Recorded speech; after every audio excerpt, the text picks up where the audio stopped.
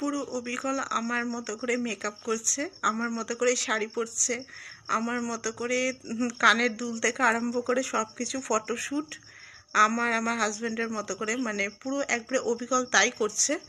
তো মানে কি করে আমি মানে ভাবতে পারছি না, হঠাৎ করে এই জিনিসটা মানে কোনোদিন এরকম করেনি, হঠাৎ করে এখন দেখছি পুরো সব কিছু আমাকে অবিকল করছে। মানে নিজেকে এখন মনে হচ্ছে আমি সিরিয়াসলি কেন ভাইরাল হয়ে গেছি না, তো হঠাৎ করে আবার আমার মতো করে সব কিছু, মানে এরকম যদি আগাগোড়া করতো তাহলে কিছু মনে হতো না হয়েছে আর কি।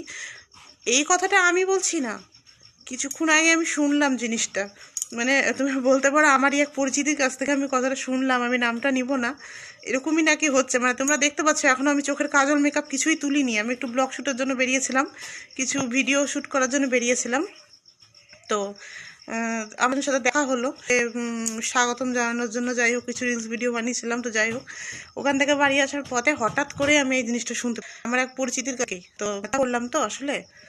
তো মানে হঠাৎ করে হয়েছে, আমি বুঝতে পারছি না কি করে সবকিছু হঠাৎ করে, মানে পুরো আমার মতো সবকিছু, তো কি জানি আনতে পারছি না। আমার তো পড়েনি, তার মুখ থেকে শোনা যে আমার মতো সাজগোজ, আমার মতো স্টাইল শাড়ি পরা, কাপড় পরা, সবকিছু পরা, আমার মতো জুয়েলারি পরছে, মানে আমি ব্যাপারই বুঝতে পারছি না, আমার মতো করেই ফটোশ্যুট করছে।